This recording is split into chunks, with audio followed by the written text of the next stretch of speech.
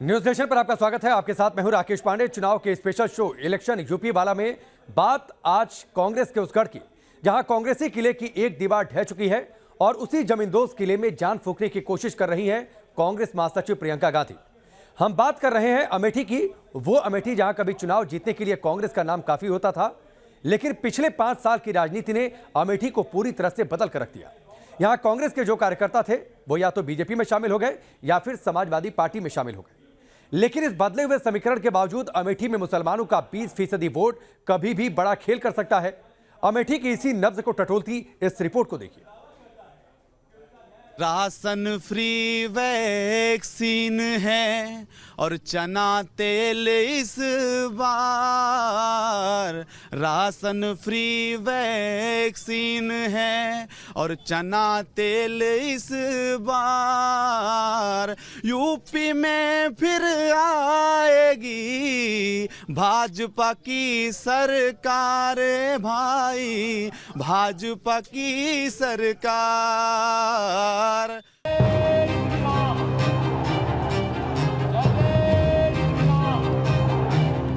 कांग्रेस में तो मान के चलिए 0% पे जा रही है कांग्रेस।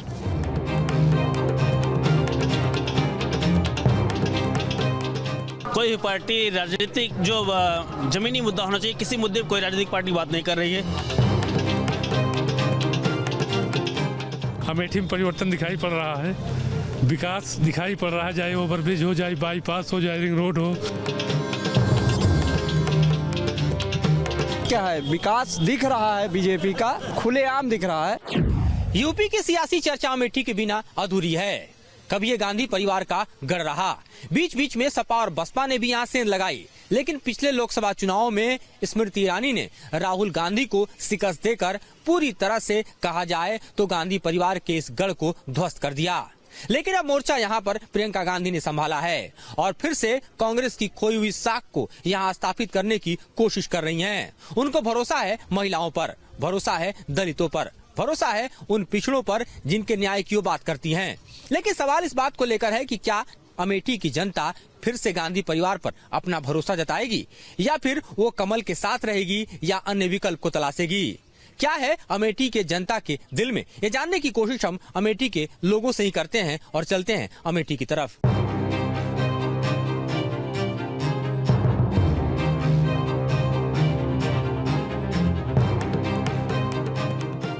अमेठी की जंग इसलिए भी खास है क्योंकि इसकी पहचान यूपी में कांग्रेस के सबसे मजबूत किले के तौर पर की जाती रही है। लेकिन पिछले 5 साल की राजनीति ने अमेठी में सब कुछ बदल दिया है। अब कांग्रेस अमेठी के लिए अतीत की बात हो चली है। अमेठी में अब पंजे से ज्यादा कमल की चर्चा होती है। 2019 लोकसभा चुनाव में स्मृति ईरानी ने यहां से कांग्रेस के युवराज राहुल गांधी से उनकी विरासत छीनी और उससे पहले 2017 के विधानसभा चुनाव में अमेठी की 4 में से 3 सीटों पर जीत दर्ज करके बीजेपी ने यहां कांग्रेस का खाता क्लोज कर दिया। लेकिन इस बार अमेठी का जनादेश क्या होगा? अमेठी के मन में क्या चल रहा है? क्या इस बार भी अमेठी कमल खिलाने का मन बना चुका है या फिर 3 साल बाद अमेठी को फिर से राहुल गांधी की याद सताने लगी है या फिर कांग्रेस और बीजेपी की जंग के बीच बाजी एसपी और फिर बीएसपी निकाल ले जाएगी? हर तरफ चर्चा चुनाव की है और खास तौर पे ऐसी चर्चा बेहद गर्मा गर्म हो जाती है जहाँ टी स्टॉल होते हैं, यानी चाय की दुकान होती है। अमेठी के एक ऐसे ही चाय की दुकान पर इस वक्त हम मौजूद हैं जहां चर्चा चाय के साथ साथ चुनाव की चल रही है। तो ये चुनाव की चर्चा जो यहाँ चल रही है, कहां से शुरू और कहां से खत्म हो रही है अमेठी में? अमेठी की जो चुनाव की चर्चा है, अमेठी वाले से यही चाहते हैं कि विकास हो और हम सिर्फ विकास के ही मुद्दे पे चलेंगे और जो विकास करेगा। लेकिन आप भी जानते हैं कि यूपी में सिर्फ विकास पे चुनाव होता नहीं है, चुनाव शुरू ही जात से होता है। नहीं, ऐसा कुछ नहीं है, जात से कोई मतलब नहीं है, जात से कोई मतलब नहीं है। सिर्फ हमको चुनाव अपने विकास पे फोकस करना है। जातीय समीकरण जरूर प्रभाव डालते हैं। फिलहाल मेरी समझ में इस बार समीकरण जो है ये गुंडागर्दी, माफियागिरी, इस पे बहुत अंकुश रहा है। ये भी प्रमुख जो प्रभाव डालेंगे। पार्टियां भी जात के हिसाब से ही टिकट देती है, जात सर्वे कराती है, जात के हिसाब से लोगों को जोड़ती है। तो जो है ये तो है भाई कि जात का जो है ज़्यादा प्रभाव रहता है। लोग पीड़ा में हैं, कहीं ना कहीं उनको कहीं ना कहीं पीड़ा तो है ही, क्योंकि उनके व्यवसाय चल नहीं पा रहे हैं जो वो अपने दमदारी पे और माफियागिरी पे चलाते थे। उनके लिए कहना है कि यूपी में खेला हुआ अब निकल गया है तेल, यूपी में खेला हुआ निकल गया है तेल, चोर उचक के माफिया काट रहे हैं जेल, भैया काट रहे हैं जेल। अमेठी चारों तरफ से चमक रही है, आप जिधर भी जाएंगे उधर विकास हो रहा है। विकास दिख रहा है, विकास दिख रहा है चारों तरफ, चाहे बाईपास देख लीजिए, चाहे रेलवे स्टेशन देख लीजिए, चाहे सड़कें जितनी देख लीजिए, सारे पे काम हो रहा है। जो व्यापारी हैं बेरोजगार की तरह घूम रहे हैं, और सबसे प्रथम किसानों के लिए सबसे बड़ा मुद्दा है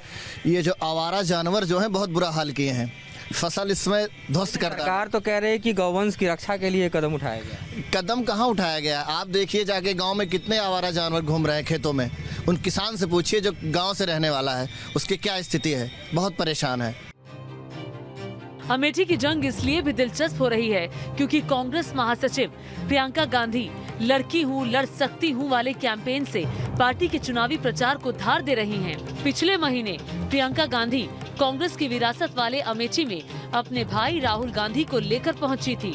संदेश साफ था कि अमेठी से ऑल क्लियर होने के बावजूद गांधी परिवार का अमेठी पर दावा खत्म नहीं हुआ है। आपको ऐसे प्रधानमंत्री चाहिए जो गन्ना का बकाया नहीं दे सकते, खाद का दाम कम नहीं कर सकते, आपको गेहूं का दाम सही नहीं दे सकते, धान का दाम सही नहीं दे सकते, लेकिन 8,000 करोड़ के रुपए के हवाई जहाज में उड़कर आपके यहाँ वाराणसी में नौटंकी करने आ सकते हैं। हिंदू और हिंदुत्ववादी झूठ का प्रयोग करता है। हिंदुत्ववादी अपने डर के सामने अपना सिर झुकाता है। हिंदुत्ववादी अपने डर को नफरत में, हिंसा में बदलता है। ये फर्क है भाई और बहन।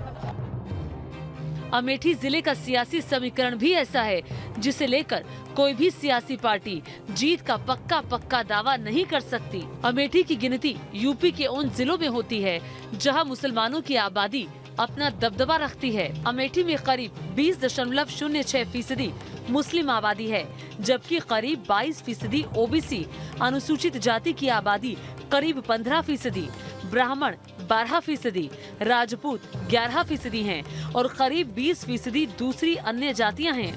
अमेठी में वोटों की सबसे बड़ी हिस्सेदारी रखने वाले मुसलमानों के मन में क्या है?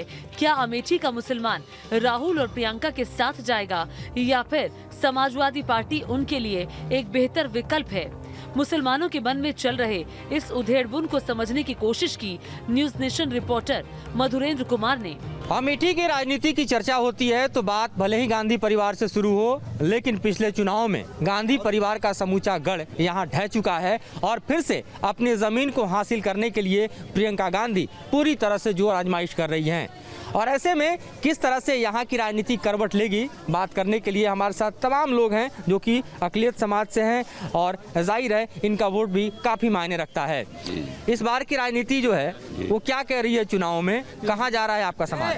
अरे हमारा समाज तो कांग्रेस में तो मान के चलिए 0% पे जा रही है कांग्रेस, और रह गई बीजेपी की, तो बीजेपी आई, सपा भी आई, इसका पतन होता रहता है, हर युग में आता जाता रहता है। ये भी आएगी, ये भी चली जाएगी, वो भी आएंगे, वो भी चले जाएंगे, कोई रहेगा नहीं, कोई रहेगा नहीं। इस बार किसको रखना है? इस बार तो हम लोगों को जिसको रखना है, हम लोग तो अखिलेश को वोट करेंगे। मुद्दा जो है महंगाई का है, मुद्दा अच्छी शिक्षा का है, मुद्दा अच्छी मेडिकल व्यवस्था का है, जो कोई भी सरकार सुचारू रूप से नहीं चला पा रही है, और जो इसका वादा करेगी और हमारा समाज उसकी तरफ उम्मीदन जाएगा। धर्म की राजनीति जो है भाजपा कर रही है, ये मुसलमान और हिंदू को बंटवारा करना चाहती है, इसीलिए जो है ये चुनाव हार जाएगी। अगर धर्म न बंटवारा करती, इसका सारा काम भाजपा का सब अच्छा था। इन्होंने जो है अनाज दिया, एक काम इनका मेरे ख्याल से समझ में नहीं आया, वो था कि साढ़ को खेत में छोड़ देना। जिनके खेत थे वो साढ़ सब चर गए, और सब चर गए, 5 किलो इन्होंने गेहूँ दे दिया, ये था इनका मैटर। यही एक चीज इनकी राजनीति समझ में आई। लोग बेरोजगार हो गए हैं, लोग कोरोना से जब परेशान हुए उठ नहीं पाए, पेट्रोल इतना महंगा हो गया कि लोग जेब खाली हो गई। देखिए वो ज़माना गया जब सिर्फ भाजपा हराओं के नाम पे मुसलमानों का एक मुश्त वोट ले लिया जाता था। अब हमें भी एजुकेशन चाहिए, हमें भी क्या बोलते हैं रोज़गार चाहिए, बाकी जो मूलभूत सुविधाएं वो भी हमें चाहिए। लेकिन अब वो ज़माना गया, अब हमारे जो हक की बात करेगा चाहे वो भाजपा करेगी तो उसको भी वोट देंगे। वो ज़माना गया कि हम सिर्फ फला को हराना है, मुसलमानों एक तरफा वोट दे दो। धर्म के नाम पे राजनीति नहीं, धर्म के नाम पे, जात के नाम पे नहीं, जो विकास करेगा उसको वोट देंगे। उत्तर प्रदेश में करीब 20% आबादी वाले मुसलमानों के मन की पीड़ा ये भी है कि पिछले विधानसभा चुनाव में मुसलमानों का वोट असर नहीं दिखा पाया। पिछले 2.5 दशक में ये पहली बार था जब पूरे उत्तर प्रदेश में मुस्लिम विधायकों की संख्या 2 दर्जन के आंकड़े को भी नहीं छू पाई। 2017 के चुनाव में मात्र 23 मुस्लिम विधायक ही विधानसभा तक पहुंचे, जबकि 2012 के चुनाव में मुस्लिम विधायकों की संख्या 64 थी। 2007 के चुनाव में 54 मुस्लिम उम्मीदवार अलग अलग पार्टियों से चुनाव जीतकर विधानसभा पहुंचे थे। 2002 में ये संख्या 64 थी। 1996 के चुनाव में ये संख्या 38 थी और 1993 के विधानसभा चुनाव में कुल 28 मुस्लिम विधायक बने थे। चाहे वो अखिलेश हो, वो भाजपा हो, वो कांग्रेस हो, जो हमारे हक के लिए बात। वैसे तो हम स्टूडेंट हैं, स्टूडेंट को क्या चाहिए? रोजगार चाहिए, उनको मुफ्त सस्ती शिक्षा चाहिए, शिक्षा व्यवस्था, लेकिन कुछ है ही नहीं आजकल। सर चुनाव का जो भी मकसद होता है, जहाँ तक हम समझते हैं, वो डेमोक्रेसी का सबसे बड़ा फेस्टिवल होता है चुनाव। और चुनाव इसलिए होता है कि हम अपनी चीज़ों को पा सकें, अपने राइट्स को पा सकें, अपने जीवन यापन को अच्छे तरीके से चला सकें। अगर हमें कोई गवर्नमेंट समझ में नहीं आ रही है तो उसको चुनाव के माध्यम से हम चेंज करके हम दूसरे सत्ता को, दूसरे संप्रभु को हम सामने 2022 में अमेठी का चुनावी गणित क्या होगा, इसे समझने के लिए 2017 का चुनावी नतीजा भी जानना जरूरी है। 2017 के विधानसभा चुनाव में अमेठी की 4 में से 3 सीटों पर बीजेपी ने जीत हासिल की थी। एक सीट पर अखिलेश की समाजवादी पार्टी ने विजय पताका फहराया था, जबकि अपने गढ़ में कांग्रेस का खाता तक नहीं खुल पाया। लेकिन अब की बार कांग्रेस को लेकर अमेठी में क्या माहौल है, वो अमेठी के लोगों की ज़बानी सुनिए। चुनाव की सरगर्मियों के बीच अमेठी का सियासी पारा भी लगातार चढ़ता जा रहा है। जहां भी देखिए चर्चा चुनाव की है और खास तौर पे बनते बिगड़ते समीकरणों को लेकर है। यहाँ अमेठी के तमाम लोग मौजूद हैं, इनसे बात करते हैं। शुरुआत आप ही से करते हैं। ये बताइए कि अमेठी में इस वक्त की लड़ाई जो है किन मुद्दों पर दिखाई दे रही है? यहाँ पे सबसे ज़्यादा विकास, बेरोजगारी, शिक्षा पे लड़ाई है इस समय चुनाव में हमारे यहाँ। और जिस हिसाब से विकास होना था वो रेशियो कम रहा। भाजपा ने 7 साल में इसको बम्बई बना दिया क्या? बम्बई तो बना नहीं दिया। जो विकास है वो पहले का ही विकास है। कहीं भी कोई नई संस्था नहीं खुली है, कहीं कोई नया जो है हॉस्पिटल नहीं खुला है। बगल में रोड आप देख लीजिए, अमेठी प्रतापगढ़ रोड है। कांग्रेस के ज़माने में कम से कम साल में 2 बार इस पर पिच होता था। आज 5 साल बीत गया, 1 बार नहीं हुआ। परिवर्तन स्वयं दिखाई पड़ता है। चाहे रेलवे लाइन हो, चाहे जो भी सुविधाएं देख रहे हैं आप। आज CSC देख लीजिए, आज जिला अस्पताल देख लीजिए, आज केंद्रीय विद्यालय यहाँ खुला है, मेडिकल कॉलेज खुला है, ट्रामा सेंटर खुला है। यही रोड जो भाई साहब कह रहे हैं नहीं बना है, यही रोड 1 साल पहले भी डबलिंग हुई है गिट्टी की। इसको सब जानते हैं जिस रोड से आते हैं। कांग्रेस का कोई वजूद अमेठी में नहीं रह गया है। 70 सालों में इन्होंने अमेठी वालों को मूर्ख बनाया है। हम आज भी ऊसर में रह रहे हैं। इनका विकास हुआ होता तो हम ऊसर में नहीं रहते। अमेठी का विकास 5 सालों में दिखाई दे रहा है। अमेठी से कांग्रेस के सफाई और बीजेपी के फतेह का एक बड़ा श्रेय स्मृति ईरानी को भी जाता है। स्मृति ईरानी सबसे पहले 2014 के लोकसभा चुनाव में अमेठी सीट से राहुल गांधी के खिलाफ उतरी थी, लेकिन हार गई। उसके बाद भी अमेठी में उनकी सक्रिय भूमिका कम नहीं हुई। हारने के बावजूद स्मृति ईरानी अमेठी का दौरा करती रहीं। इसका रिजल्ट 2017 के विधानसभा चुनाव में दिखा, जब बीजेपी ने यहां की 4 में से 3 सीटों पर जीत हासिल की और रही सही कसर 2019 के लोकसभा चुनाव में पूरी हो गई, जब स्मृति ईरानी ने अमेठी सीट से जीत हासिल करते हुए राहुल गांधी का अमेठी से सियासी नाता तोड़ दिया। लेकिन क्या इस बार भी अमेठी में स्मृति इफेक्ट दिखेगा? क्या फैक्टर लग रहा है आपको? प्रियंका फैक्टर लग रहा है या स्मृति ईरानी फैक्टर? प्रियंका फैक्टर नया चेहरा है, नई उम्मीद है, नया चेहरा है, लड़की है, लड़ सकती है। अरे कुछ नहीं, चेहरा थोड़ी देखना है, काम देखना है। अमेठी में 5 सालों में जो काम हो गया वो 15 सालों में नहीं हुआ।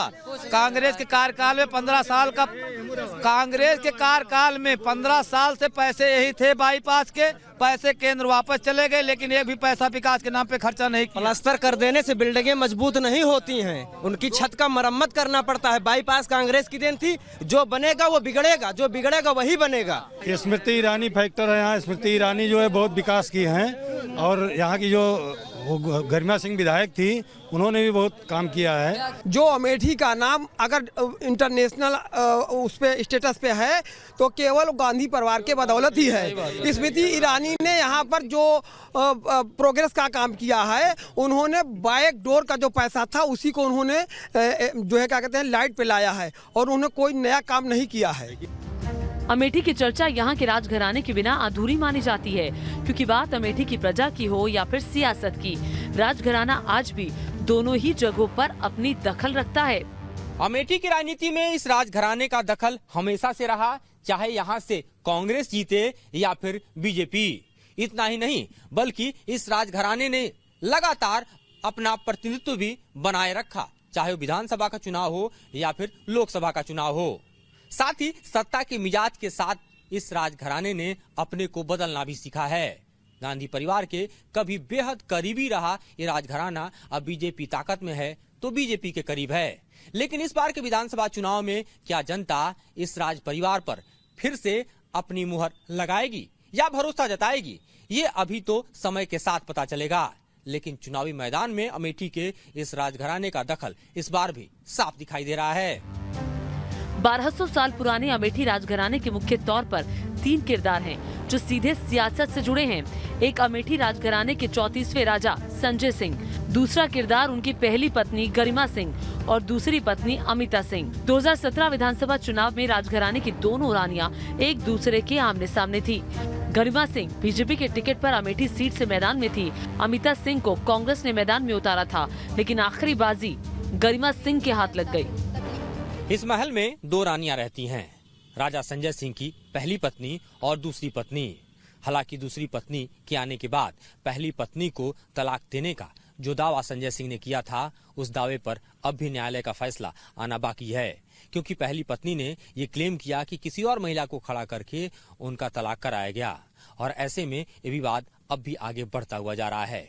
वहीं दूसरी पत्नी की बात करें तो शादी के ठीक पहले जो दूसरी पत्नी की उनका पहला पति था, उसका मर्डर हुआ था, उसके भी चार्जेस लगे थे। हालांकि बाद में कोई भी ऐसा मामला सिद्ध नहीं हो पाया और कहा जाता है कि अब भी वो हत्या गुमनामी के अंधेरे में रह गई। हालांकि वर्तमान में इस वक्त देखें तो उनकी एक पत्नी विधायक है और दूसरी पत्नी विधायक रह चुकी हैं, और इस बार टिकट किसे मिलेगा ये अपने आप में एक बड़ा सवाल है।